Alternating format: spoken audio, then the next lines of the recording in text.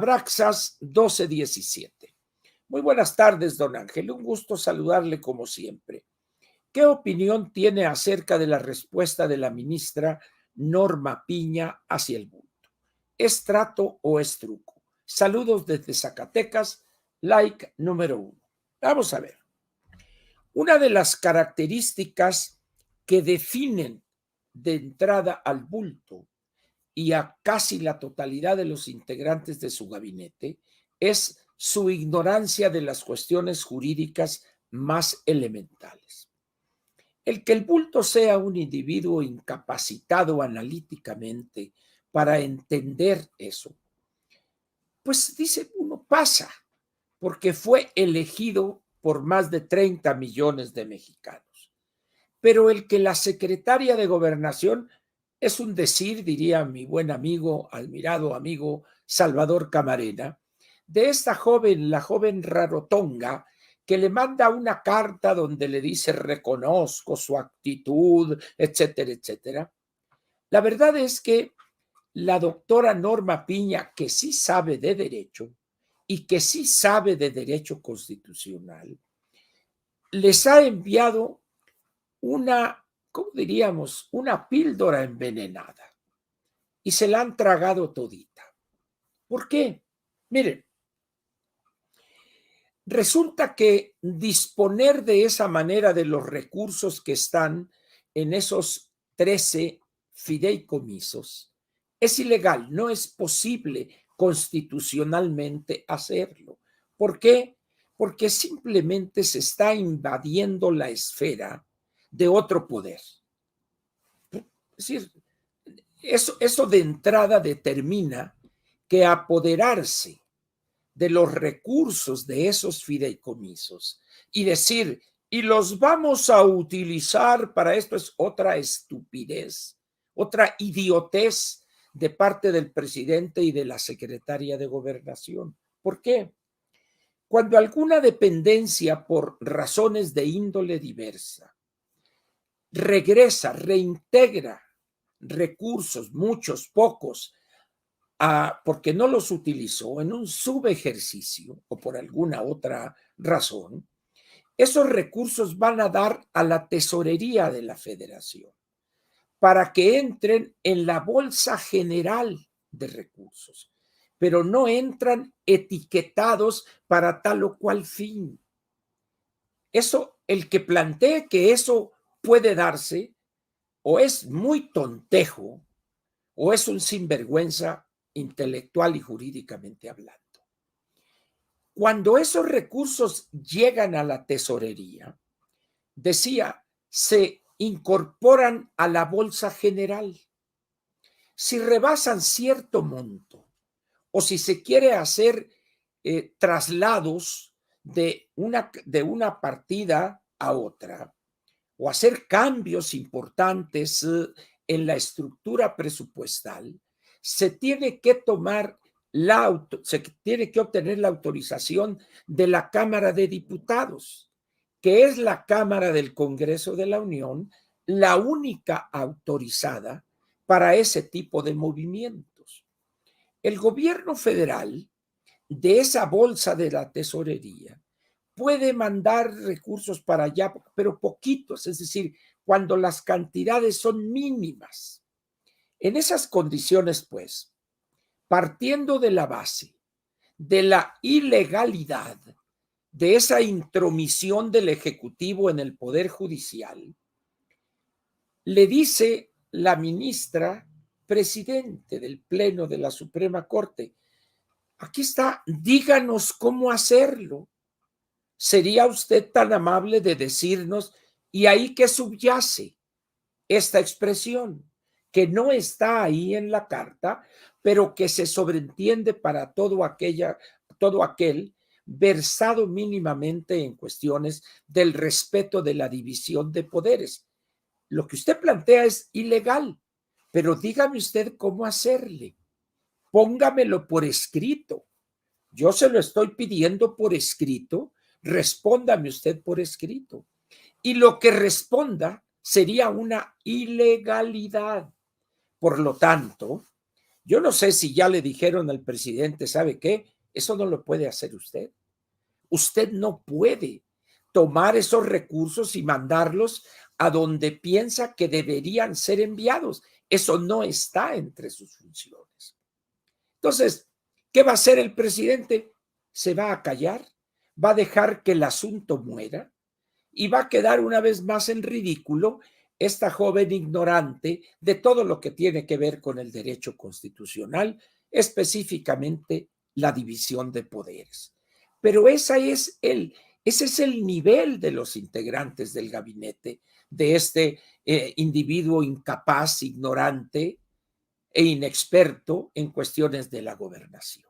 Entonces, vamos a esperar lo que pase en los siguientes días y se van a dar cuenta. Hay algo ahí que vale la pena señalarlo. Dijo él hace 2 o 3 días, habrá recursos ilimitados para la... No es cierto eso. El gobierno está en los puros huesos ahorita. Entonces, de repente, fideicomisos, véngase para acá el dinero. Pero que la crisis de por Otis, ahí van para allá. Pues no que tenías decenas de miles de millones dispuestos. No es cierto. Eso es una falsedad.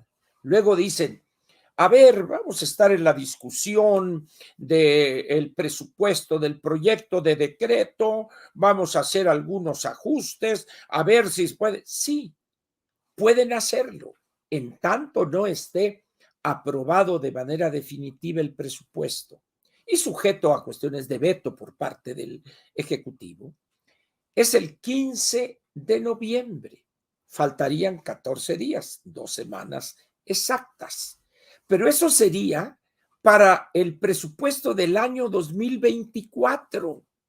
Todo lo que esté planteado en ese documento es para la distribución de los recursos que se autorizaron en la iniciativa enviada por el Ejecutivo de Ley de Ingresos. Es a partir del 1 de enero del 24. Ahorita, lo que suceda en términos de enviar para allá, quítale a esta partida, eso va a tener efecto dentro de 2 meses, a partir del 1 de enero. ¿Qué va a pasar en estos 2 meses en materia de apoyos a Acapulco y Guerrero? No hay dinero. Esas cosas deberían ya los partidos y los legisladores haberlo aclarado perfectamente. Ya. Sin embargo, ¿dónde están al menos los partidos de la oposición que le deben decir, señor presidente, déjese de tarugadas? Ahorita es el momento. ¿De dónde va a sacar dinero usted si no tiene? La única fuente actual de recursos sujeta a la autorización de Cámara de Diputados sería detener o no pagarle a proveedores en las obras del Tren Maya y de Dos Bocas, porque ya no hay de dónde recortar. Ahorita, a estas fechas, ya el gobierno federal, la Secretaría de Hacienda específicamente, ya empezó a pagar ayer el mes de octubre, a los pensionados con la ley del 73 y el aguinaldo. Ya, ahorita, es decir, esas partidas ya están reservadas. Serían gasto irreductible que no se puede modificar. Ya. Ahora, dice el inútil del delicadito, del fifichito, y bueno, vamos a dar 61 mil millones de pesos. Lo que están planteando ahí no tiene ningún sentido. Son cacahuates frente al tamaño de la desgracia. Entonces, ¿qué va a pasar de aquí al 31 de diciembre? Van a andar como buitres buscando recursos en fuentes que ya se agotaron. Están secos esos pozos. Vean lo que acaba de pasar con Petróleos Mexicanos. Los números al tercer trimestre, que terminó en septiembre, fue una pérdida de casi 80 mil millones de pesos. Es decir, Pemex es una empresa que verá, y fueron 79 mil millones de pesos después de inyecciones extraordinarias en los montos recibidos por Petróleos Mexicanos, pero además en reducciones de impuestos, lo que se llama derecho de utilidad compartida. Es decir, Petróleos Mexicanos dicen, o sea, perdió 79,000 y pico de millones de pesos, pero aparte, el gobierno federal le dio dinero para que pagare compromisos del servicio de la deuda. Es decir, esa es la realidad. Por eso es importante estar informado. Yo entiendo que el ciudadano común y corriente no tenga ni el tiempo ni los conocimientos mínimos en materia del presupuesto, de finanzas públicas, pero para eso están los partidos y sus fracciones en la Cámara de Diputados y Cámara de Senadores. Era para que los tres partidos de Va por México hubiesen elaborado un documento o un video sencillo, claro, con gráficas diciendo, a ver, esto y esto. El Centro de Estudio de las Finanzas Públicas de la Cámara de Diputados hace cada trimestre un análisis increíble, con gráficas, donde se pone todo. Bueno, pues cuando menos eso, difúndalo entre sus militantes. Pero no lo hacen, pues. ¿Por qué? Porque saben que si critican y exhiben al gobierno federal, les dan una patada en sálvase a la parte, en los cataplines, diría mi gran amigo Paco Sea. Es decir, entonces dicen que no, que va a haber de esto. No es cierto. No hay recursos para apoyar la reconstrucción de Acapulco. Pero eso nos lleva a otra parte importante. Y lo pregunté hoy en la mañanera. ¿Qué es, o ayer, qué es reconstruir Acapulco? Señores, entendamos una cosa. Acapulco es un destino de playa que se empezó a degradar desde hace 10, 15 años, cuando menos. Se quedó con un turismo barato y un turismo de segundo hogar de personas que tienen departamentos o tenían departamentos ahí. ¿Por qué? Porque quien manda, quien gobierna en ese municipio y en vastas regiones de Guerrero es el crimen organizado. Punto. Si quieren hablar de reconstrucción y que las compañías que distribuyen materiales de construcción, etcétera, lo primero que habría que hacer es acabar con esos grupos del crimen organizado. Acabarlos en el sentido estricto de la expresión, acabar con ellos, para que entonces puedan los empresarios decir, bueno, ahora esto ya parece que va a haber respeto de la ley, pero mientras tanto, el crimen organizado está salivando. ¿Por qué? Porque van a extorsionar a las compañías, a las empresas que distribuyen materiales de construcción, a las compañías constructoras, etcétera. Y hay otro elemento que es importante. ¿Han visto ustedes imágenes de decenas o centenas de bulldozer, de grúas, de trascabos? No. ¿Sabe por qué? Porque están concentrados en Dos Bocas y en el Tren Maya. México es un país que tiene una capacidad limitada en cuanto a maquinaria pesada para la construcción. Y una muy buena parte de ese parque de maquinaria está allá y no lo van a traer a Acapulco. Por eso allá anda la gente con unas palas y órale y dándole, porque eso es lo único que tienen disponible. ¿Cómo es posible que a 8 días de la tragedia no haya ido un ejército de trascabos de esos para estar levantando todos los escombros y depositarlos en camiones de volteo o en esas tolvas grandes para 20, 30, 40 toneladas? Porque están ocupadas allá. Entonces, llegó esto en el peor momento para este gobierno. El peor momento. Habría quizá una solución. Presidente Biden, necesito hoy una cantidad, 100, 200, 300 equipos de maquinaria pesada de la construcción, mándamelos. pero ¿cómo vamos a pedirle al imperio? Y luego cuando lleguen esos, va a ver usted la burocracia de aduanas. No, esto no pasa porque esto y a ver, y que el número de serie y todo. Es decir, estamos ahorita en una situación donde la reconstrucción de Acapulco va a ser, no voy a decir un imposible, porque eso no existe, ¿verdad? Pero se dan casos de esta locura del presidente. No van a tener una amarga Navidad porque va a haber para que en diciembre tengan una feliz Navidad. ¿Cómo se atreve el presidente a hacer esas afirmaciones? Solamente un individuo delirante que está fuera de la realidad se atreve a expresar hacer esas declaraciones que son ofensivas para cientos de miles de acapulqueños. Vea usted las imágenes que están transmitiendo los canales televisivos y los medios de comunicación. Es imposible negarse a ver eso. Esa es la realidad. En esas condiciones, pues, que salga este delicadito, el delicado este de decir, no, pues que ahora vamos a ver y que tenemos aquí esto y lo por acá no tiene ni un 5, hombre. No es cierto eso. Ahora, hay que ver, y eso deberían decirlo, el Congreso nos autorizó para este año un endeudamiento de 1.150.000.000.000 de pesos. Todavía tenemos un margen ahí en la autorización de 150, 200.000 millones de pesos y vamos a ejercer eso. Dices, de acuerdo.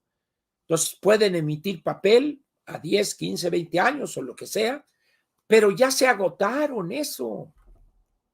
Están en las últimas, porque ahorita prácticamente el año, presupuestalmente hablando, ya está cerrado. Ya las secretarías todas están cerrando lo que ya no gastaron y eso, porque ya se acabó el año en términos administrativo presupuestales. Esa es la verdad. Y repito, los partidos políticos y sus fracciones parlamentarias deberían estar explicando eso a la población. Decirles, señores de Acapulco, esta es la verdad. No crean lo que están diciendo estos burócratas encumbrados. Y luego tenemos a la ingeniera que vaya a presentar una iniciativa y de entrada que destinen 50.000 millones de pesos para esto. A ver, ingeniera, ¿está usted consciente? Por ahí alguien me puso, es que dice José Ángel Gurría que sí se puede modificar. Por supuesto que se puede. Si la Cámara de Diputados es la que puede hacer eso, pero se está hablando del presupuesto del año próximo. Por supuesto que pueden, si todavía tienen de aquí al 15 de noviembre, pueden quitar de acá, pero a ver, díganles que del único lugar donde hay posibilidades de gasto para redirigirlo a Acapulco es en lo que están enviando a Petróleos Mexicanos, a Dos Bocas y a Tren Maya. Y dice, no, ahí no se toca eso. Ahora, refiriéndose, como expliqué hace un momento, a este año, ya no hay espacio fiscal. ¿A quién le van a quitar ahorita 50.000 millones de pesos cuando ya todo está repartido? Y ahorita ya las entidades públicas están mandando los adeudos hasta el año próximo. Es decir, ahí es donde yo digo que los partidos políticos están incumpliendo su responsabilidad. No estoy diciendo que hagan campaña política.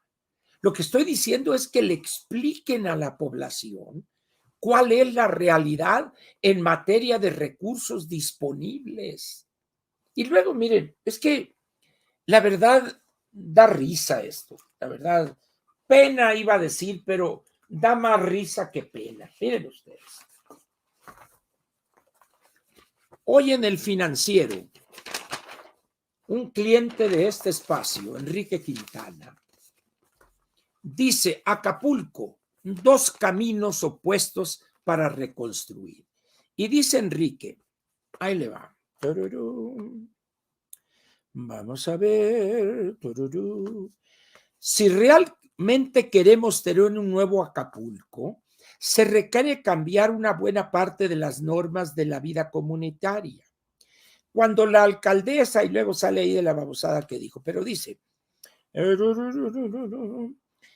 luego nadie quiere subsidiar, ¿dónde está? Hay una desestimación absoluta del Estado de Derecho.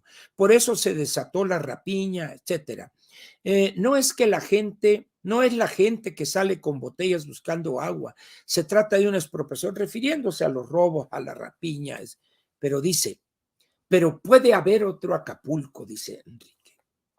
Si los empresarios, banqueros, organismos empresariales y la sociedad civil del país se comprometiesen a aportar millonarios recursos, podrían exigirle al gobierno que se creara un delegado especial del gobierno federal para Acapulco y que se establecieran instancias de seguimiento y verificación y luego y además de exigirle al gobierno que la presencia de la Guardia Nacional, Defensa y Marina fueran permanentes.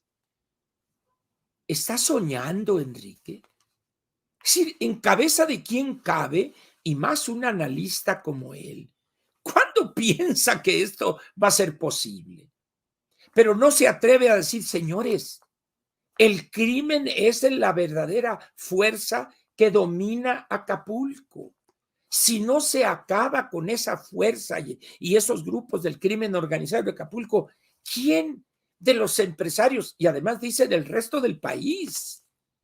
Alguien, un empresario de Nuevo León, de Chihuahua, de Yucatán, de Baja California, como diría Fox, ¿y yo por qué?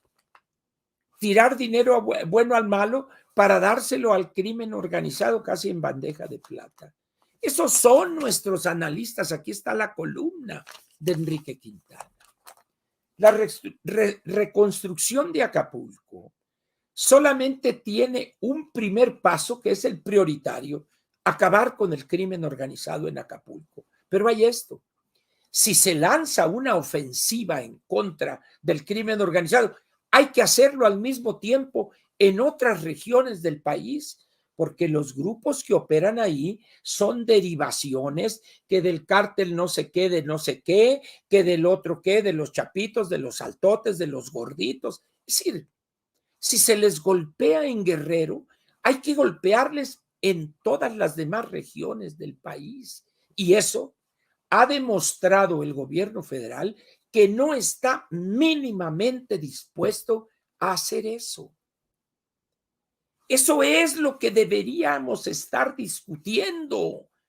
Y en todo caso que se formare una corriente de opinión pública para exhibir esa complicidad de este gobierno. Ahí es donde los partidos tienen una gran responsabilidad. Y las fracciones parlamentarias que tienen los tres en ambas cámaras son las que deberían estar haciendo esos planteamientos, pero no. Llega acá la ingeniera y que una iniciativa y que 50,000 millones para acá y luego, vean nomás, es que, miren, la verdad es que ya cansa esto. Les soy totalmente franco. Dice la ingeniera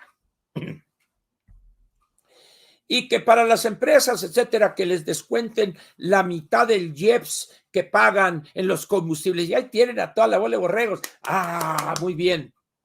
No habrá visto la ingeniera o ninguno de sus asesores le habrá mostrado cada viernes a las 6 de la mañana en la página del diario oficial encuentran el monto de lo que llaman ellos el estímulo fiscal.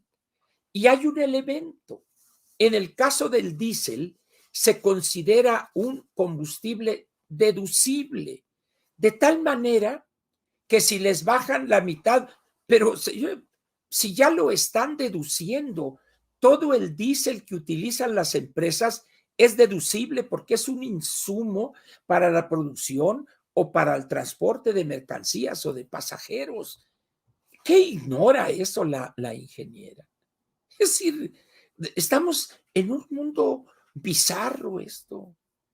Es decir, ahora, Una de las cosas que hay que entender en estos procesos de reconstrucción es la necesidad de una estructura perfectamente definida en términos de quién manda, quién ordena, qué hace fulano, fulana, mengana, tal.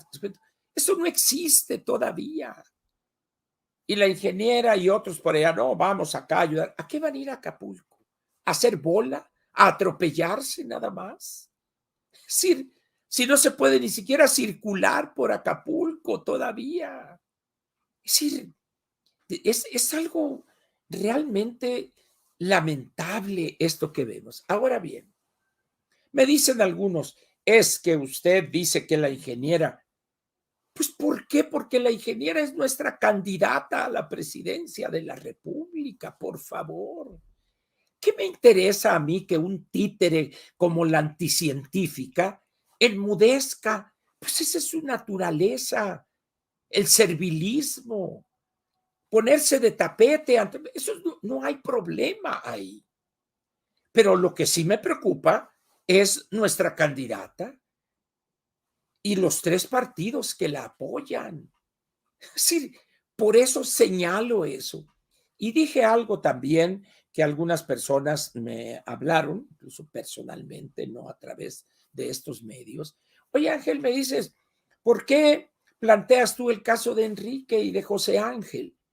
Porque primeramente, José Ángel y Ildefonso Guajardo fueron designados, José Ángel como responsable general o conductor general de ese esfuerzo, y en la parte internacional, Ildefonso Guajardo. Muy bien, las dos son personas con una gran experiencia en eso. Pero la ingeniera ni siquiera los ha mencionado a los dos. Y al único que mencionó fue a Enrique de la Madrid, va a estar conmigo. Enrique es una persona que sabe de esto que estoy diciendo. Conoce perfectamente la estructura de programación, presupuestación. Conoce las reglas en la Ley Federal de Presupuesto y Responsabilidad Hacendaria. O una de dos. O Enrique no le dice a la ingeniera todos los días a las 6 de la mañana o a las 7 unas tarjetas informativas, etcétera, o lo dice y no le hace caso la ingeniera. A eso es a lo que me refiero. La ingeniera tiene que definirse. Ahorita trae 3 cachuchas. Senadora, segunda cachucha, integrante de varias comisiones. Y tercera cachucha, candidata a la presidencia. Bueno, que coordinadora del Frente Amplio. Es la candidata ya. Son 3 cachuchas.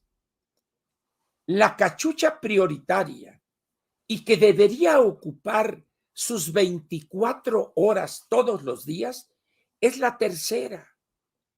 Ya debería haberse ido del Senado, que deje a la suplente y punto. Pero no, quiere estar no es un circo de 3 pistas esto, pues.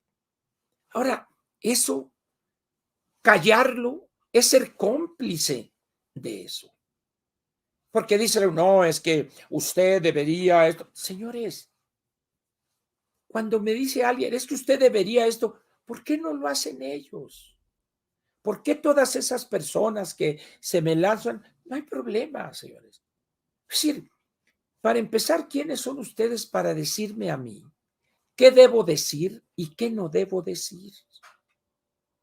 Si yo estoy completamente equivocado, los hechos van a exhibir mi error. Pero, ¿por qué no dicen ustedes? ¿Por qué no salen? ¿Por qué no se integran a esas brigadas que está convocando, a que está convocando la ingeniera? ¿Por qué no andan ustedes en las calles, yendo a las casas a decirle a la gente? ¿Por qué? Desde la comodidad del teclado, tranquilamente, es que usted, don Ángel, debería hacer esto, no criticar a la ingeniera. Pero ¿quién es la ingeniera para no criticarla? ¿Quién es? Es nuestra candidata. Nosotros somos los que aspiramos a ser sus patrones. Ella va a ser empleada nuestra cuando sea presidente de la República. Entonces, el callar, repito, nos hace cómplices, porque estamos viendo los errores cometidos. Pero no hay que decirlo. No hay que decirlo. ¿Por qué no hay que decirlo? ¿De dónde? ¿De cuándo acá? En el caso del editorial, ahí vamos a explicar un poco más esto. Eso es lo que pienso, Abraxas, pues, a la fecha de este enojoso asunto. A partir de este momento comienza la parte editorial de Platica con Ángel, correspondiente al miércoles 1 de noviembre del año 2023. Buena parte de lo que iba yo a decir en el editorial, ya lo dije específicamente en la primera respuesta, que va a ser incluida por la tremenda Chiquis en su momento. Muy bien. El título del editorial de hoy es el siguiente: las cosas se complican más rápido de lo imaginado. Ustedes deben de recordar que yo desde hace muchos meses vengo y digo, señores, prepárense, reduzcan sus deudas, paguen anticipadamente, no hagan gastos superfluos, no compren cosas que no necesitan, no cambien carro, espérense un año o dos más, algo, no, tarjetazo ahí, pidiendo tarjetas, pero qué bárbaro. Hoy está demostrado lo que he venido diciendo una y otra vez.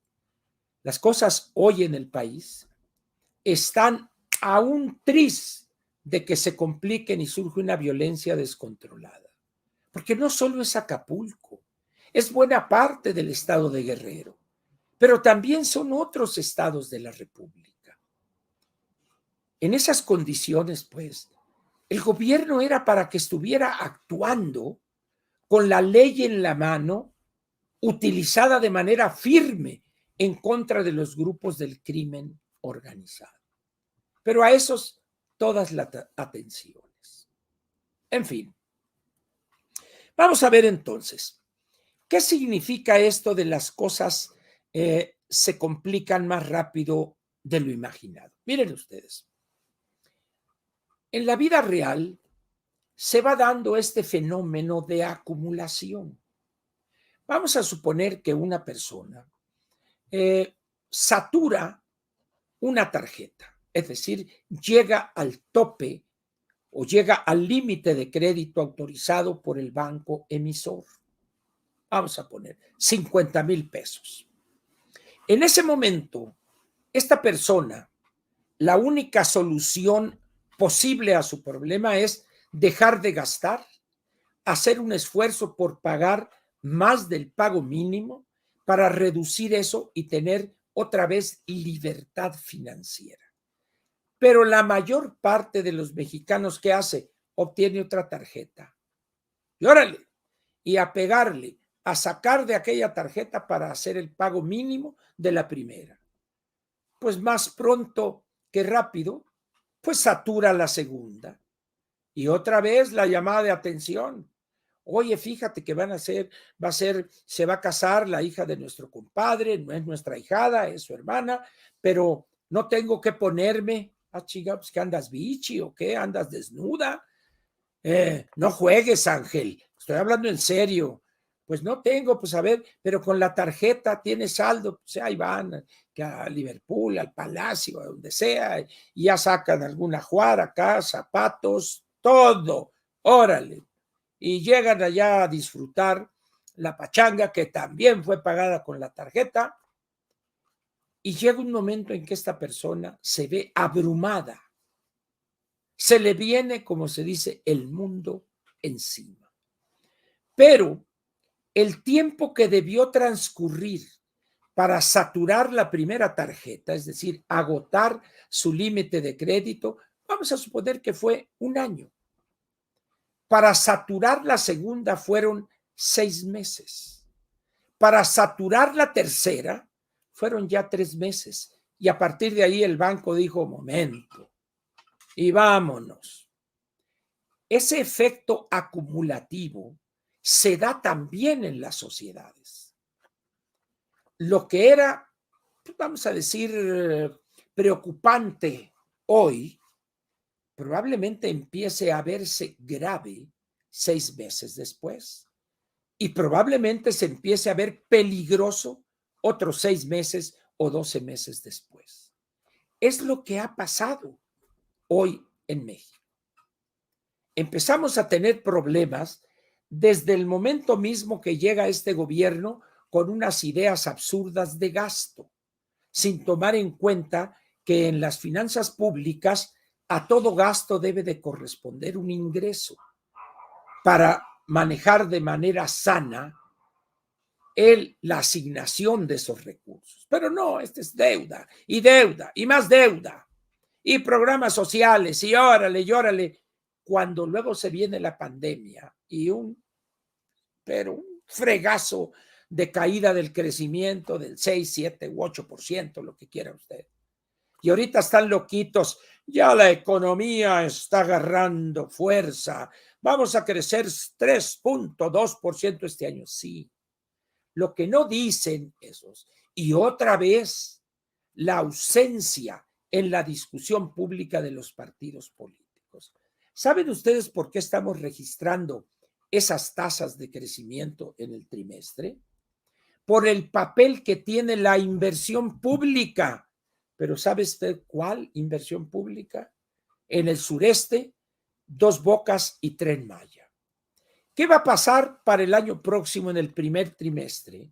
Cuando ya eso baje, pues ya no va a crecer tanto y las proyecciones para el crecimiento el año 24 son del 2% y para el 25 el 1.9, 1.8%. Es decir, habrá una serie de problemas estructurales que el próximo gobierno va a heredar de este gobierno. Cuando yo dije, para mí ya es irrelevante quién gane la presidencia, o la anticientífica o la ingeniera. No, pero ¿cómo compara usted? No estoy comparando a ellas. Estoy hablando de los problemas de la economía mexicana. No importa cuál de ellas gane, su margen de maniobra va a ser casi cero. No va a tener dinero, finanzas públicas en ruinas, unos compromisos en materia de programas sociales incumplibles. ¿Qué importa? ¿Es Chana? ¿Es Juana? ¿Qué importa eso? Lo que importa es la herencia que esa persona va a recibir. Pero la gente no lo entiende y le explica a uno y les dice, no, es que usted está dividiendo, usted parece ser de Morena. No jodan, hombre, por favor. Traten de pensar, analicen. Qué difícil es convencer a la gente de la necesidad imperiosa, urgente de pensar. En ese sentido, pues, es que digo que a partir del 25 las cosas van a ser un problemón que no hemos conocido en los últimos 50, 60 años en México. La gente no cree en eso. Y luego el mundo se está descomponiendo día con día. A la invasión de Rusia en Ucrania se une ahora el conflicto en el Medio Oriente y mañana no sabemos dónde y algún otro y algún otro. Entonces, señores, en esas condiciones, la máxima protección a la que podemos aspirar es reducir el gasto, no incurrir en déficit y vamos a estar arriba del 5% del Producto Interno Bruto, un déficit no visto en los últimos 40 años. ¿Por qué? Porque este gobierno no quiere reducir el gasto porque quiere asegurar la victoria de sus candidatos el 2 de junio del 24. Eso es lo único que le interesa a López Obrador. Pregunto, ¿dónde están los 3 partidos de la oposición? ¿Quién sabe? He estado a punto de hablar ahí a estos de la alerta ámbar, a ver dónde encuentran a los dirigentes de los partidos de Va por México para que salgan hablarle a sus militantes primero. Ah, pero le aplauden al ingeniero, sí.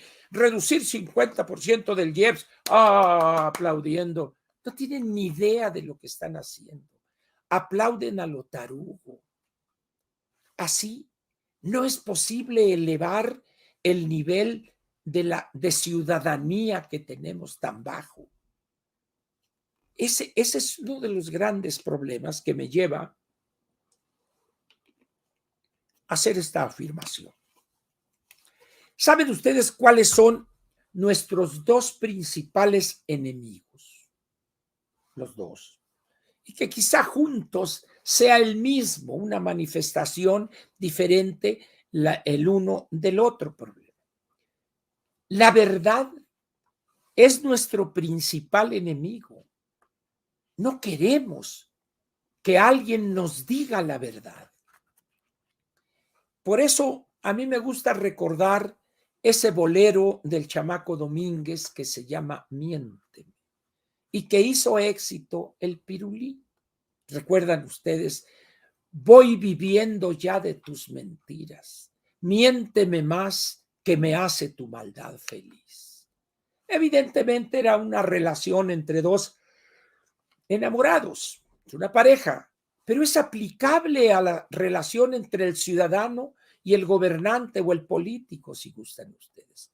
Miénteme, papito, miénteme, aunque me esté llevando la tiznada y me vaya a llevar peor, pero tú miénteme, papá. ¿Y qué hace el político? Le miente.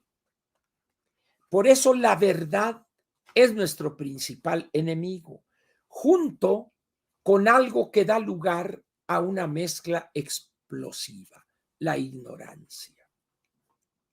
Pregúntele usted a cualquiera de los diputados de cualquier partido que les explique algunas de las cosas que hemos comentado sobre la composición de las finanzas públicas. Pregúntenle ustedes. A ver, mi diputado, explíqueme usted cómo está eso de aquí. Bueno, ahorita no vengo preparado, pero luego hable a mi oficina, ¿eh? Hasta luego, gracias por su pregunta. Ángel. Repito, la verdad es nuestro enemigo.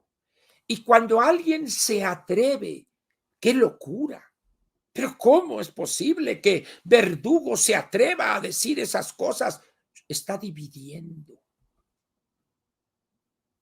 Es decir, ahora resulta que es responsable de este desmadre el que dice la verdad. Entonces, lo que quieren ellos es que todo el mundo les dore la píldora y acá con palabras bonitas. Pues para eso vean Tercer Grado, escuchen a Genarito Lozano y ahora con Leo Zuckerman, esta doctora Ríos, creo que se apellida, debe ser prima de Frankie Rivers, el de la toalla del mojado. Les gusta eso. Señores, esos los están durmiendo a ustedes. Los están idiotizando, perdónenme la expresión, porque les están haciendo creer que vivimos un mundo irreal. No es así. Por eso digo, la ignorancia junto con el rechazo a la verdad o el rechazo a la verdad junto con la ignorancia son nuestros dos principales enemigos. La ignorancia, vea la composición del gabinete, intente entender lo que dicen, intente leer el oficio o la carta que le manda la rarotonga a la presidente del pleno de la corte. Dice, Dios mío, ¿cómo se puede anidar en este cuerpo tan chico tanta estupidez y tanta ignorancia? Se puede. Como dijo aquel, todo cabe en un jarrito sabiéndolo acomodar. El presidente, un hombre que no es más ignorante porque no le dan más tiempo en la mañanera. Es decir, por eso, las personas que nos atrevemos a decir lo que consideramos que es la verdad, somos los apestados. No, ese Verdugo es muy negativo. No. Está dividiendo, parece de Morena. Bueno, les digo lo que he dicho siempre, no voy a cambiar, señores. Es decir, así me voy a morir, pues. La decisión de ustedes es muy fácil. Si ustedes lo que quieren escuchar o oír, porque no escuchan, es panoramas rosas, no es este el espacio, no es este el lugar adecuado. Vayan ustedes, no sé, a algún programa, alguna mesa de opinión, ahí, allá de los, ya saben, los grandes opinantes, váyanse allá. Allá sí se van a sentir felices. Qué cosas tan interesantes dijo Genaro Lozano, ¿eh? Qué bárbaro.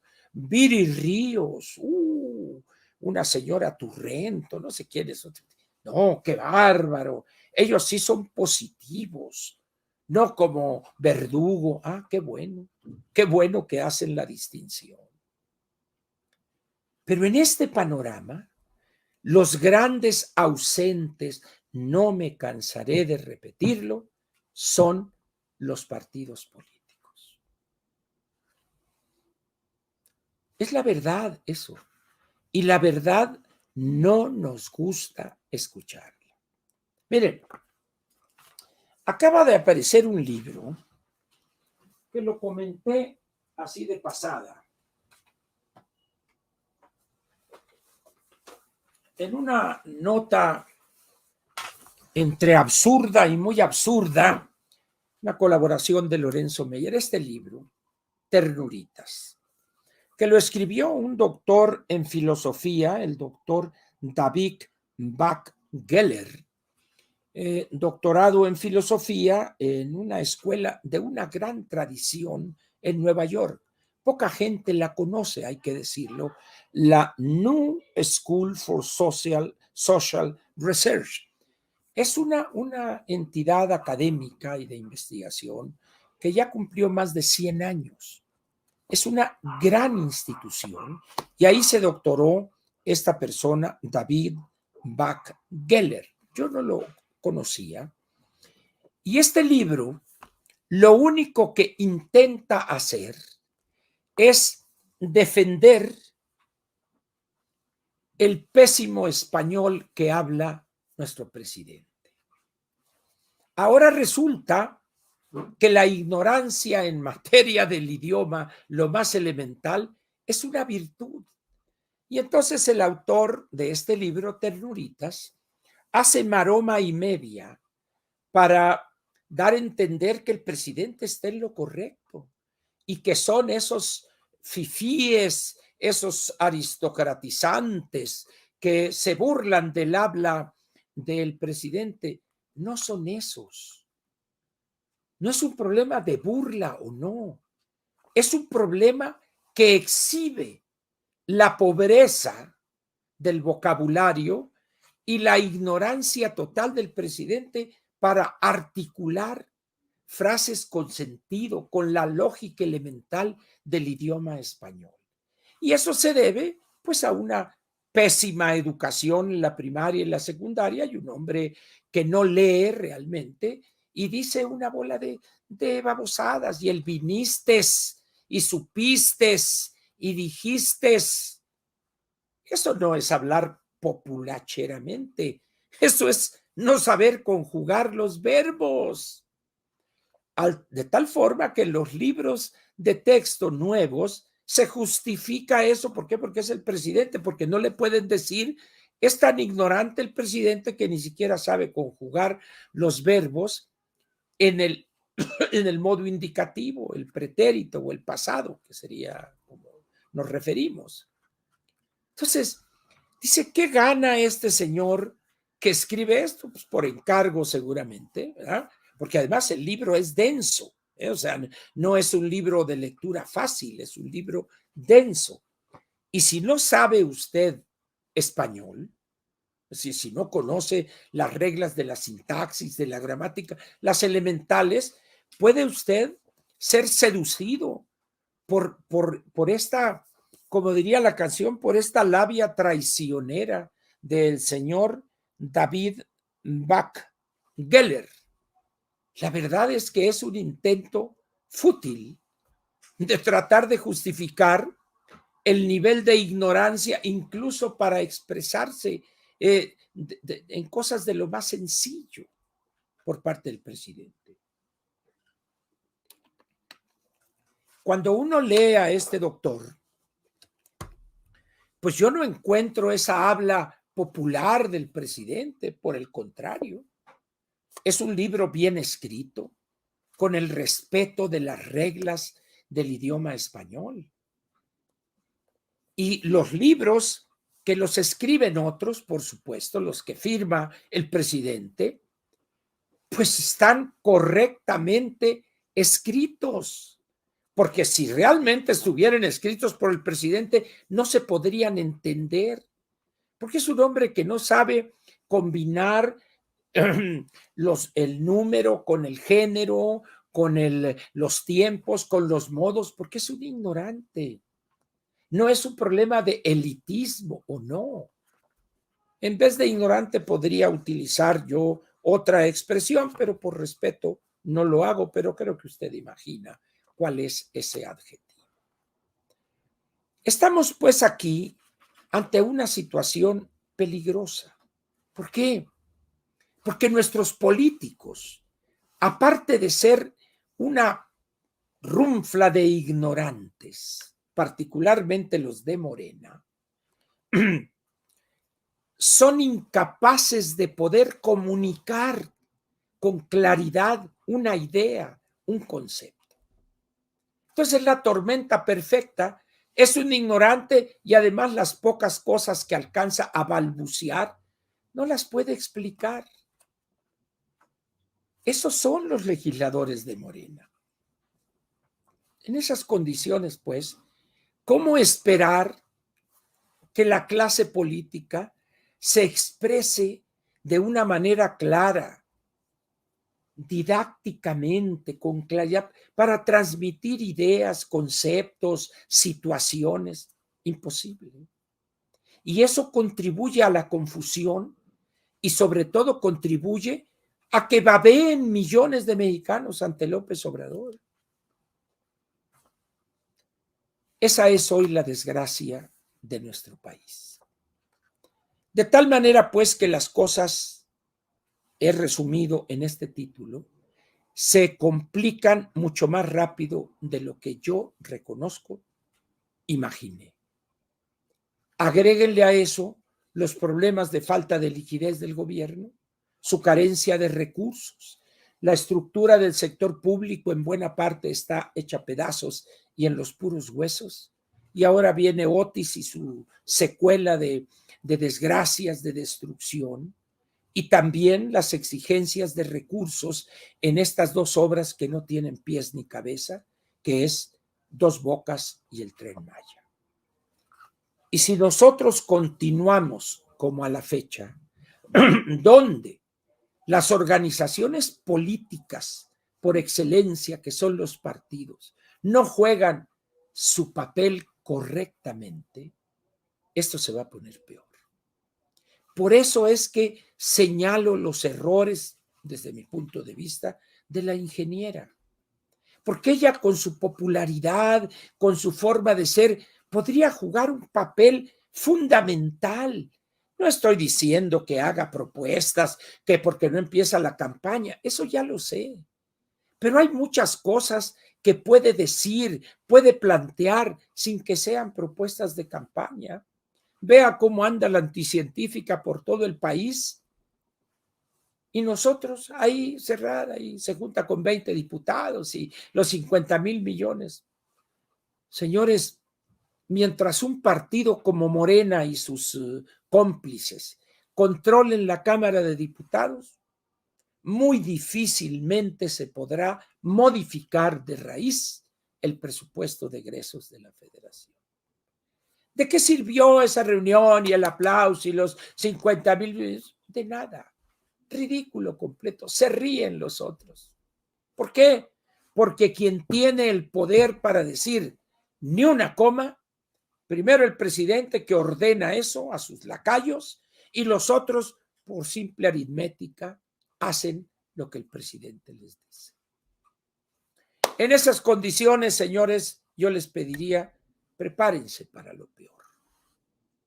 Prepárense, porque más pronto de lo que imaginan, las cosas podrían salir muy, pero muy mal. Aquí termina la parte editorial de Platica con Ángel, correspondiente al miércoles 1 de noviembre del año 2023.